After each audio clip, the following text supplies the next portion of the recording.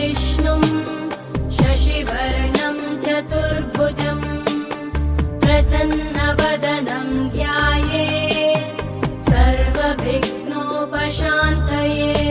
शुक्लाम्बरधरं विष्णुं शशिवर्णं चतुर्भुजं प्रसन्नवदनं ध्यायेत् सर्वविघ्नोपशान्तये। शुक्लाम्बरधरं विष्णुं शशिवर्णं चतुर्भुजं प्रसन्नवदनं ध्यायेत् सर्वविघ्नोपशान्तये। शुक्लाम्बरधरं विष्णुं शशिवर्णं चतुर्भुजं प्रसन्नवदनं ध्यायेत् सर्वविघ्नोपशान्तये। शुक्लाम्बरधरं विष्णुं शशिवर्णं चतुर्भुजं प्रसन्नवदनं ध्यायेत् सर्वविघ्नोपशान्तये। शुक्लाम्बरधरं विष्णुं शशिवर्णं चतुर्भुजं प्रसन्नवदनं ध्यायेत् सर्वविघ्नोपशान्तये। शुक्लाम्बरधरं विष्णुं शशिवर्णं चतुर्भुजं प्रसन्नवदनं ध्यायेत् सर्वविघ्नोपशान्तये। शुक्लाम्बरधरं विष्णुं शशिवर्णं चतुर्भुजं प्रसन्नवदनं ध्यायेत् सर्वविघ्नोपशान्तये। शुक्लाम्बरधरं विष्णुं शशिवर्णं चतुर्भुजं प्रसन्नवदनं ध्यायेत् सर्वविघ्नोपशान्तये। शुक्लाम्बरधरं विष्णुं शशिवर्णं चतुर्भुजं प्रसन्नवदनं ध्यायेत् सर्वविघ्नोपशान्तये। शुक्लाम्बरधरं विष्णुं शशिवर्णं चतुर्भुजं प्रसन्नवदनं ध्यायेत् सर्वविघ्नोपशान्तये। शुक्लाम्बरधरं विष्णुं शशिवर्णं चतुर्भुजं प्रसन्नवदनं ध्यायेत् सर्वविघ्नोपशान्तये। शुक्लाम्बरधरं विष्णुं शशिवर्णं चतुर्भुजं प्रसन्नवदनं ध्यायेत् सर्वविघ्नोपशान्तये। शुक्लाम्बरधरं विष्णुं शशिवर्णं चतुर्भुजं प्रसन्नवदनं ध्यायेत् सर्वविघ्नोपशान्तये। शुक्लाम्बरधरं विष्णुं शशिवर्णं चतुर्भुजं प्रसन्नवदनं ध्यायेत् सर्वविघ्नोपशान्तये। शुक्लाम्बरधरं विष्णुं शशिवर्णं चतुर्भुजं प्रसन्नवदनं ध्यायेत् सर्वविघ्नोपशान्तये। शुक्लाम्बरधरं विष्णुं शशिवर्णं चतुर्भुजं प्रसन्नवदनं ध्यायेत् सर्वविघ्नोपशान्तये। शुक्लाम्बरधरं विष्णुं शशिवर्णं चतुर्भुजं प्रसन्नवदनं ध्यायेत् सर्वविघ्नोपशान्तये। शुक्लाम्बरधरं विष्णुं शशिवर्णं चतुर्भुजं प्रसन्नवदनं ध्यायेत् सर्वविघ्नोपशान्तये। शुक्लाम्बरधरं विष्णुं शशिवर्णं चतुर्भुजं प्रसन्नवदनं ध्यायेत् सर्वविघ्नोपशान्तये।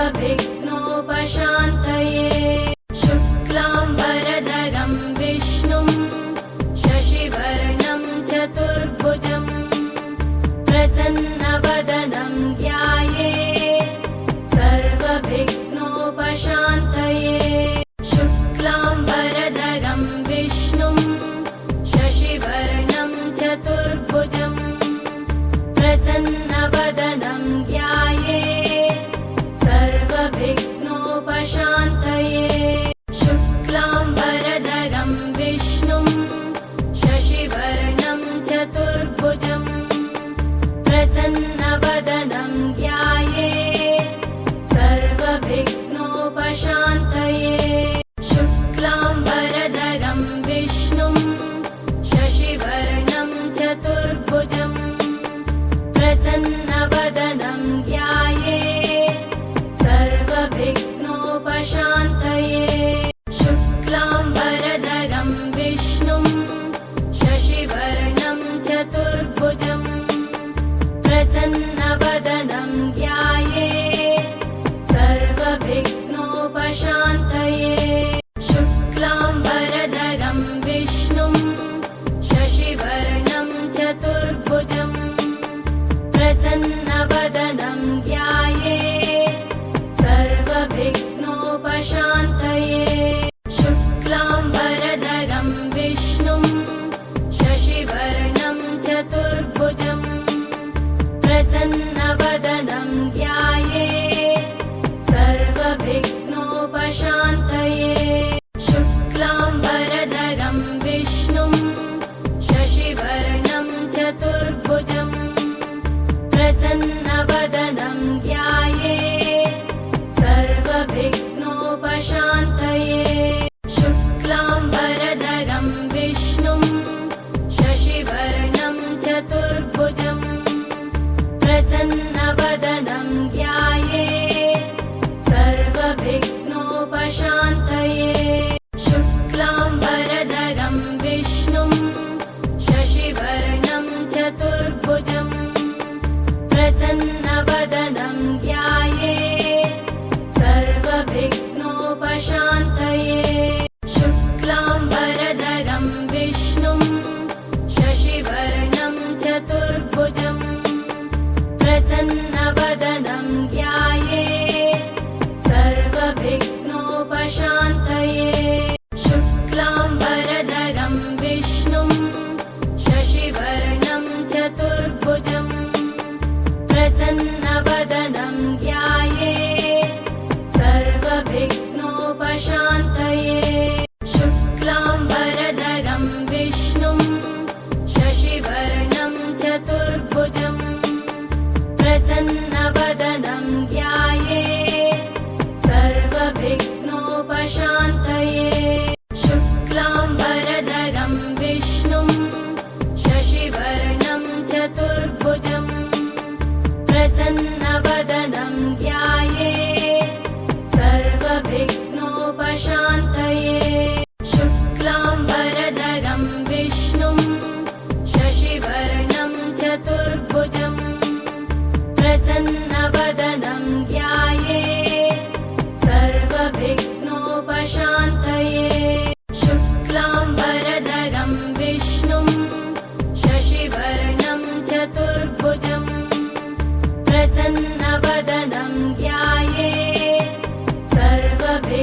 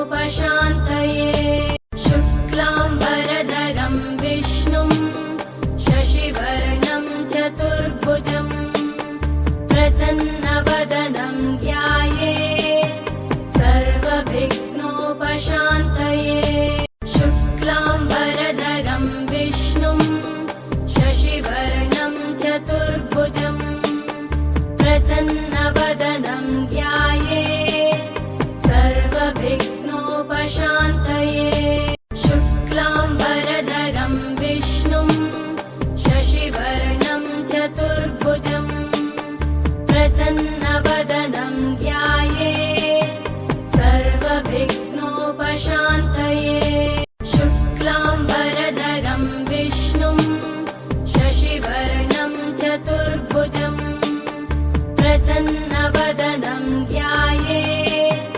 सर्वविघ्नोपशान्तये शुक्लाम्बरधरं विष्णुं शशिवर्णं चतुर्भुजं प्रसन्नवदनं ध्यायेत् सर्वविघ्नोपशान्तये शुक्लाम्बरधरं विष्णुं शशिवर्णं चतुर्भुजं प्रसन्नवदनं ध्यायेत् सर्वविघ्नोपशान्तये शुक्लाम्बरधरं विष्णुं शशिवर्णं चतुर्भुजं प्रसन्नवदनं ध्यायेत् सर्वविघ्नोपशान्तये शुक्लाम्बरधरं विष्णुं शशिवर्णं चतुर्भुजं प्रसन्नवदनं ध्यायेत् सर्वविघ्नोपशान्तये शुक्लाम्बरधरं विष्णुं शशिवर्णं चतुर्भुजं प्रसन्नवदनं ध्यायेत् सर्वविघ्नोपशान्तये शुक्लाम्बरधरं विष्णुं शशिवर्णं चतुर्भुजं प्रसन्नवदनं ध्यायेत् सर्वविघ्नोपशान्तये शुक्लाम्बरधरं विष्णुं शशिवर्णं चतुर्भुजं प्रसन्नवदनं ध्यायेत् सर्वविघ्नोपशान्तये शुक्लाम्बरधरं विष्णुं शशिवर्णं चतुर्भुजं प्रसन्नवदनं ध्यायेत् सर्वविघ्नोपशान्तये शुक्लाम्बरधरं विष्णुं शशिवर्णं चतुर्भुजं प्रसन्नवदनं ध्यायेत् सर्वविघ्नोपशान्तये शुक्लाम्बरधरं विष्णुं शशिवर्णं चतुर्भुजं प्रसन्नवदनं ध्यायेत् सर्वविघ्नोपशान्तये शुक्लाम्बरधरं विष्णुं शशिवर्णं चतुर्भुजं प्रसन्नवदनं ध्यायेत् सर्वविघ्नोपशान्तये शुक्लाम्बरधरं विष्णुं शशिवर्णं चतुर्भुजं प्रसन्नवदनं ध्यायेत् सर्वविघ्नोपशान्तये शुक्लाम्बरधरं विष्णुं शशिवर्णं चतुर्भुजं प्रसन्नवदनं ध्यायेत् सर्वविघ्नोपशान्तये शुक्लाम्बरधरं विष्णुं शशिवर्णं चतुर्भुजं प्रसन्नवदनं ध्यायेत् सर्वविघ्नोपशान्तये शुक्लाम्बरधरं विष्णुं शशिवर्णं चतुर्भुजं प्रसन्नवदनं ध्यायेत् सर्वविघ्नोपशान्तये शुक्लाम्बरधरं विष्णुं शशिवर्णं चतुर्भुजं प्रसन्नवदनं ध्यायेत् सर्वविघ्नोपशान्तये शुक्लाम्बरधरं विष्णुं शशिवर्णं चतुर्भुजं प्रसन्नवदनं ध्यायेत् सर्वविघ्नोपशान्तये शुक्लाम्बरधरं विष्णुं शशिवर्णं चतुर्भुजं प्रसन्नवदनं ध्यायेत् सर्वविघ्नोपशान्तये शुक्लाम्बरधरं विष्णुं शशिवर्णं चतुर्भुजं प्रसन्नवदनं ध्यायेत् सर्वविघ्नोपशान्तये शुक्लाम्बरधरं विष्णुं शशिवर्णं चतुर्भुजं प्रसन्नवदनं ध्यायेत् सर्वविघ्नोपशान्तये शुक्लाम्बरधरं विष्णुं शशिवर्णं चतुर्भुजं प्रसन्नवदनं ध्यायेत् सर्वविघ्नोपशान्तये शुक्लाम्बरधरं विष्णुं शशिवर्णं चतुर्भुजं प्रसन्नवदनं ध्यायेत् सर्वविघ्नोपशान्तये शुक्लाम्बरधरं विष्णुं शशिवर्णं चतुर्भुजं प्रसन्नवदनं ध्यायेत् सर्वविघ्नोपशान्तये शुक्लाम्बरधरं विष्णुं शशिवर्णं चतुर्भुजं प्रसन्नवदनं ध्यायेत् सर्वविघ्नोपशान्तये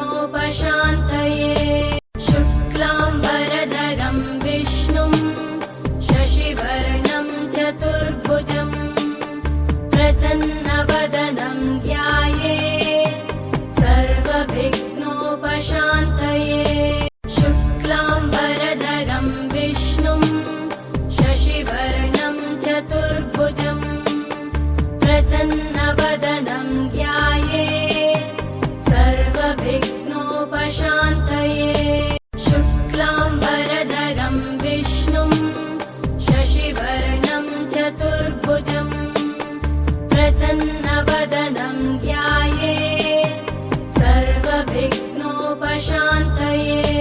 शुक्लाम्बरधरं विष्णुं शशिवर्णं चतुर्भुजं प्रसन्नवदनं ध्यायेत् सर्वविघ्नोपशान्तये शुक्लाम्बरधरं विष्णुं शशिवर्णं चतुर्भुजं प्रसन्नवदनं ध्यायेत् सर्वविघ्नोपशान्तये शुक्लाम्बरधरं विष्णुं शशिवर्णं चतुर्भुजं प्रसन्नवदनं ध्यायेत् सर्वविघ्नोपशान्तये शुक्लाम्बरधरं विष्णुं शशिवर्णं चतुर्भुजं प्रसन्नवदनं ध्यायेत् सर्वविघ्नोपशान्तये शुक्लाम्बरधरं विष्णुं शशिवर्णं चतुर्भुजं प्रसन्नवदनं ध्यायेत् सर्वविघ्नोपशान्तये शुक्लाम्बरधरं विष्णुं शशिवर्णं चतुर्भुजं प्रसन्नवदनं ध्यायेत् सर्वविघ्नोपशान्तये शुक्लाम्बरधरं विष्णुं शशिवर्णं चतुर्भुजं प्रसन्नवदनं ध्यायेत् सर्वविघ्नोपशान्तये शुक्लाम्बरधरं विष्णुं शशिवर्णं चतुर्भुजं प्रसन्नवदनं ध्यायेत् सर्वविघ्नोपशान्तये शुक्लाम्बरधरं विष्णुं शशिवर्णं चतुर्भुजं चतुर्भुजम् प्रसन्नवदनं ध्यायेत् सर्वविघ्नोपशान्तये शुक्लाम्बरधरं विष्णुं शशिवर्णं चतुर्भुजम् प्रसन्नवदनं ध्यायेत् सर्वविघ्नोपशान्तये शुक्लाम्बरधरं विष्णुं शशिवर्णं चतुर्भुजम् प्रसन्नवदनं ध्यायेत् सर्वविघ्नोपशान्तये शुक्लाम्बरधरं विष्णुं शशिवर्णं चतुर्भुजम् प्रसन्नवदनं ध्यायेत् सर्वविघ्नोपशान्तये शुक्लाम्बरधरं विष्णुं शशिवर्णं चतुर्भुजम् प्रसन्नवदनं ध्यायेत् सर्वविघ्नोपशान्तये शुक्लाम्बरधरं विष्णुं शशिवर्णं चतुर्भुजम् प्रसन्नवदनं ध्यायेत् सर्वविघ्नोपशान्तये शुक्लाम्बरधरं विष्णुं शशिवर्णं चतुर्भुजम् प्रसन्नवदनं ध्यायेत् सर्वविघ्नोपशान्तये शुक्लाम्बरधरं विष्णुं शशिवर्णं चतुर्भुजम् प्रसन्नवदनं ध्यायेत् सर्वविघ्नोपशान्तये शुक्लाम्बरधरं विष्णुं शशिवर्णं चतुर्भुजम् प्रसन्नवदनं ध्यायेत् सर्वविघ्नोपशान्तये शुक्लाम्बरधरं विष्णुं शशिवर्णं चतुर्भुजम् प्रसन्नवदनं ध्यायेत् सर्वविघ्नोपशान्तये शुक्लाम्बरधरं विष्णुं शशिवर्णं चतुर्भुजम् प्रसन्नवदनं ध्यायेत् सर्वविघ्नोपशान्तये